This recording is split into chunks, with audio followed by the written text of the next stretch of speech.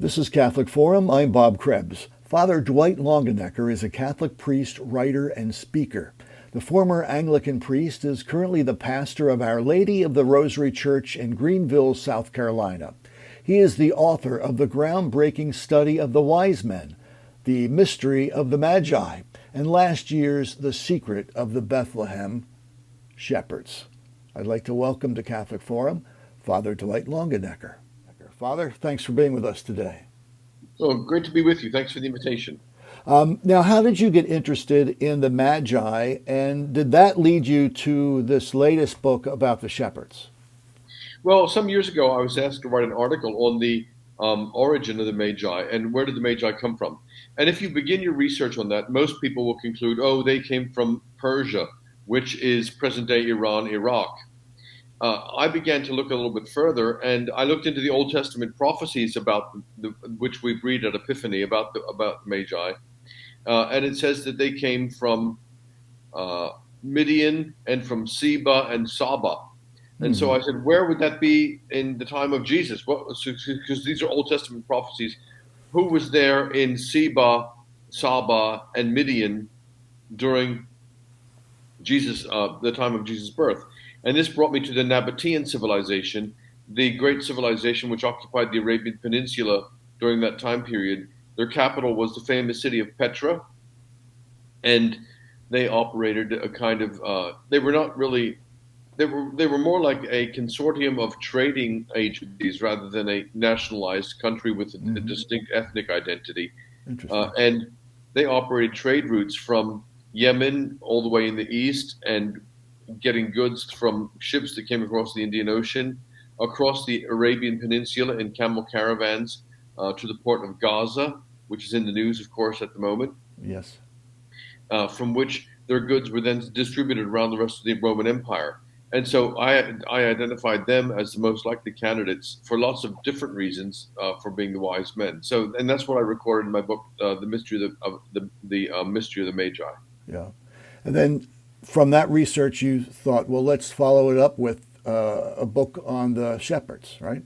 Yeah, I had the opportunity to take a 2 month sabbatical in Jerusalem, which I spent at the famous École Biblique, where the French Dominicans have a famous biblical library and research center right there near the old city of Jerusalem. So I spent that 2 months there and took the time to research the Bethlehem Shepherds and discover more about the historical background of the infancy narratives.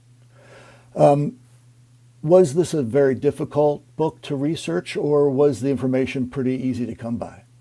No, it was actually very difficult because very few of the biblical writers and biblical scholars have actually written about the Bethlehem Shepherds.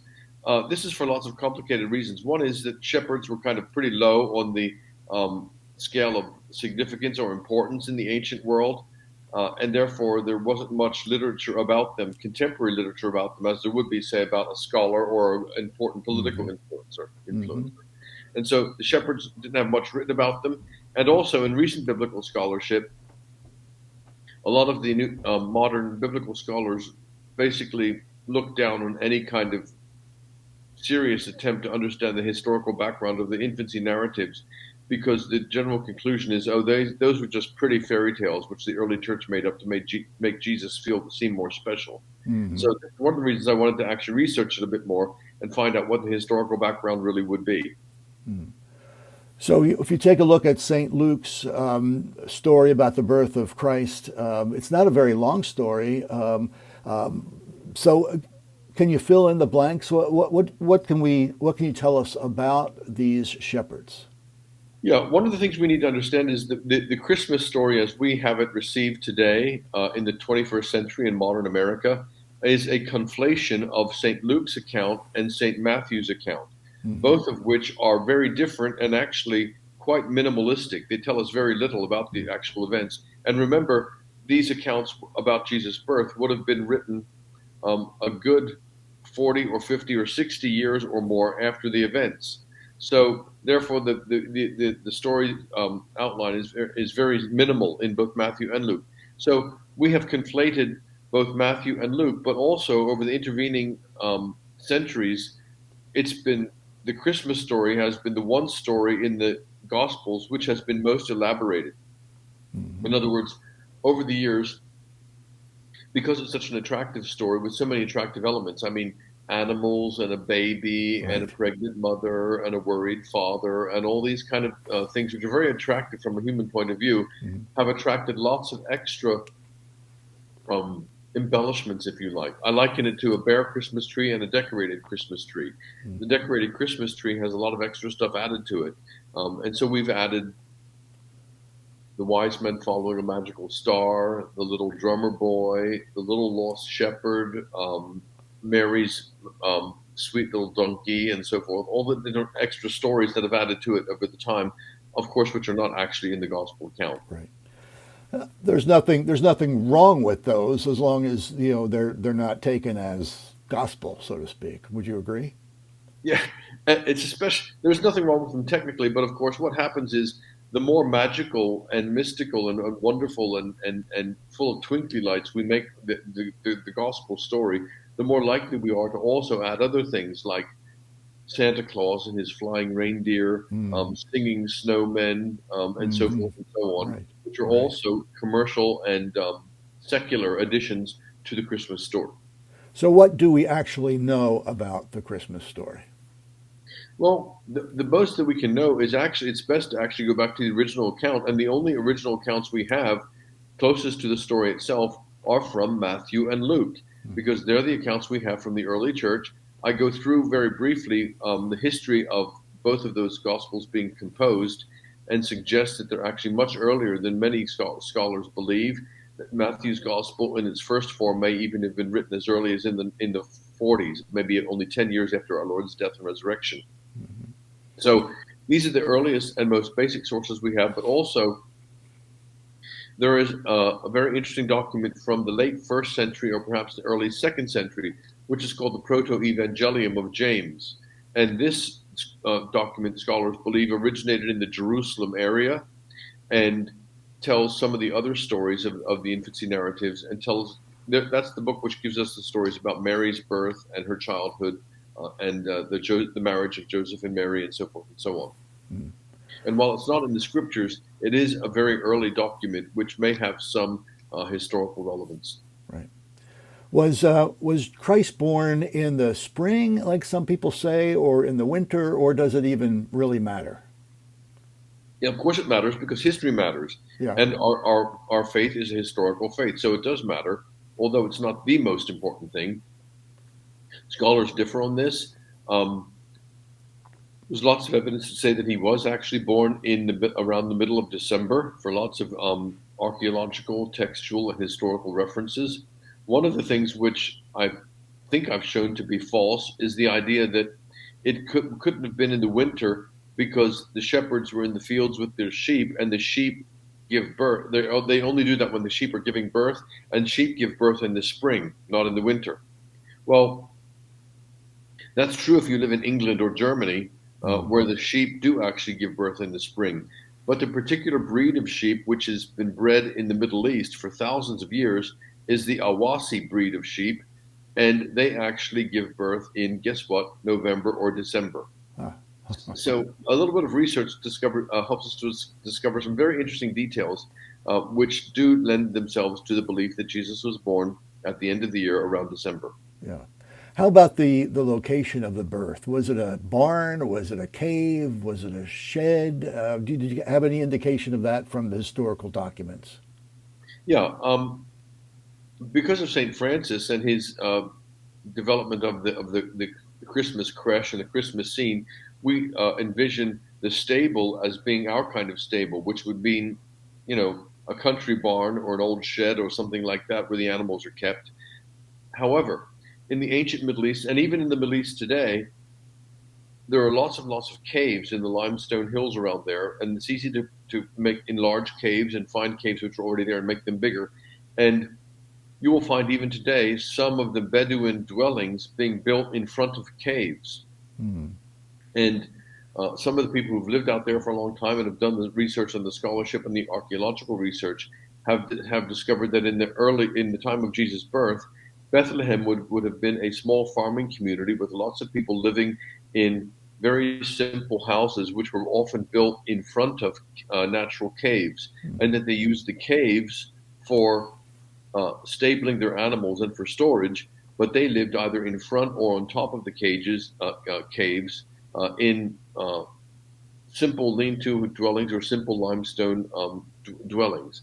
That's why when you go to the Holy Lands, you find so many caves and people saying, this is the cave where Jesus was born. This is the cave where John the Baptist was born. This is the cave where Elijah lived. This is the cave where John the Baptist lived, or whatever, because they really do live in caves, and some of them still do today. Interesting. This is Catholic Forum, and my guest today is Father Dwight Longenecker, and he is the author of The Mystery of the Magi and also The Secrets of the Bethlehem Shepherds. And both of those books, I believe, are available through, I guess, Amazon or any of the regular places where you might purchase books. You know, what do you think are the importance of the shepherds? Why are they important to the story? I'll get to that in just a minute, but I'd just like to finish the explanation about the stable. Oh, so sorry. Yeah. Was Jesus born in a cave or in a stable? Actually, the answer is he was most likely born in a cave, which was being used as a stable. Yeah. Okay. And the reason when you go to the Church of the Nativity in Bethlehem today, and it's actually in a grotto, like what's left of a cave, is because that is the cave where Jesus most surely was born. Yeah. So they get that accurately. I mean, that's probably the actual spot. Yeah, it's very likely to be the actual spot, in the book I explain why we actually know that it's the spot. Do we have time to go into that this morning? Sure. Okay. Yeah. Very briefly, we know that the spot was remembered by the local community, and by around, I think it was the 2nd or 3rd century, the Roman emperor, I forget his name at the moment because I don't have the notes in front of me, he came and actually discovered that this was being used as a place for Christian worship. And in an attempt to stamp out Christian worship, he covered it over and he built a pagan shrine on top. That's why 400 years later, when Christianity was made the state religion of the Roman Empire, the Empress Helena comes to the Holy Land, and the locals can say, this is where he was born, because the Emperor Hadrian built this temple on the very spot, and it's still standing there today. So she had the pagan temples swept away, and found the Church of the Holy Sepulchre in Jerusalem, and also found the site of the Nativity of our Lord. And that comes back to your question about the shepherds and why they're important. Right. In St. Luke's Gospel, it tells us that the shepherds went and spread the news of what they had discovered, and spread the news of the angel's appearance, and spread the news of the baby's birth. This, therefore, gives us the indication that they handed on the story which they heard to the people who were living there in Bethlehem, and that gives us an accurate source for St. Luke's story, which is being written 30, 40, 50 years later, that the people in Bethlehem still remembered where it happened and how it happened, because the shepherds were the ones who witnessed it and passed that story on to the people in Bethlehem, and certainly to their descendants as well. When you did your research for this book, not only this book, but also your book on the Magi, was there something that really surprised you, that really shocked you, that you never even had a clue before? Yeah, one of the things I really enjoyed doing was actually dismantling some of the myths and legends and sort of embellishments, as I call them, that have developed around the Christmas story. And I tried not to be too much of a Scrooge and demolish them completely, but I tried to say it's okay to actually put those on one side and realize they're embellishments, because it helps us to understand the historical background, the real historical background, much more clearly, as much as we can. And this is important because if we don't do that, very soon the entire Christmas story becomes no more than a kind of fanciful fairy tale on the same level of Santa Claus and his flying elves and all the rest of it. Sure. So we have to keep reminding ourselves that Jesus was born in a real place, to real parents, at a real time in human history. Yeah. And would you say that that is the reason why you wrote these books, to make sure that people know the historical context? Yeah, to be able to say, look, let's remember that this is historical. These are historical facts, and here's as much as we can know about those historical facts, and it's really very interesting. And therefore, put aside your ideas that it's all mystical nonsense. Right. So you have a couple of other books out these days, Father. One about your conversion, is that correct? Yeah, my conversion story came out in July, a couple of months ago. It's called There and Back Again. It tells the story of how I grew up in an evangelical and Christian home, went to Oxford to study theology, became an Anglican priest, lived over there for 25 years, and then eventually, by the Lord's guidance, came back to the USA to be ordained as a Catholic priest. I bet you that's quite an interesting story. Was there one particular person or that helped lead you to the Catholic Church or Yeah, event? there were lots of ups and downs. What happened was I was living in England in the late 1980s, early 1990s, when the Church of England was going through the big debate about whether women should be ordained to the Catholic to the priesthood or not. Hmm.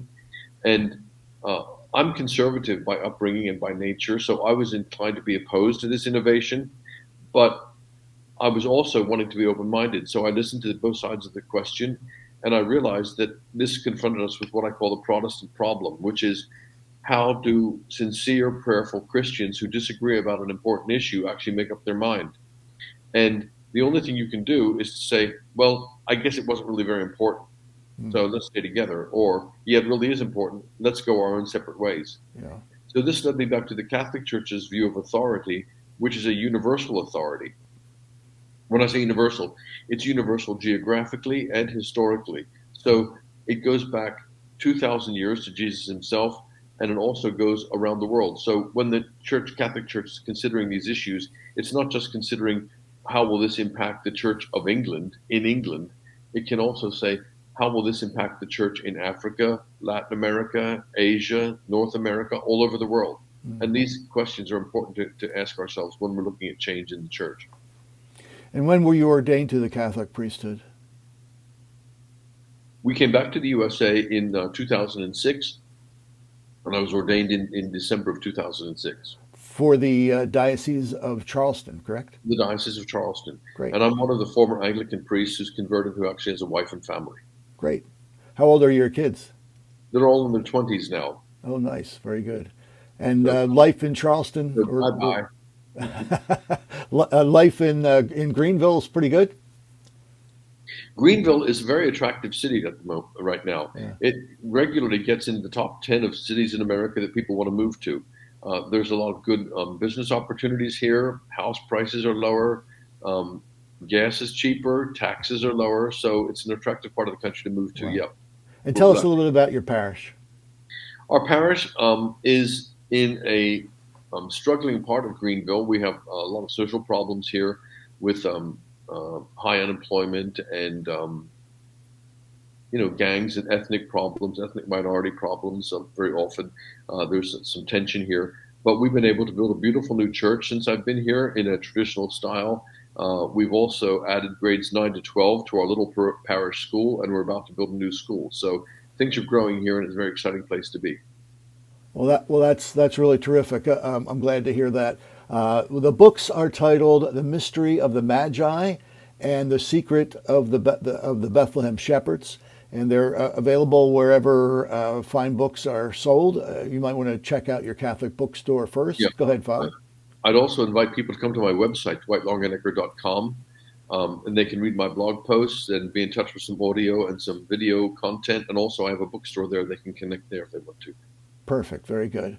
Father Dwight Longenecker, thanks so much for being with us today on Catholic Forum. God bless your work, and have a very blessed Advent and Merry Christmas. Thanks so much. Thank you.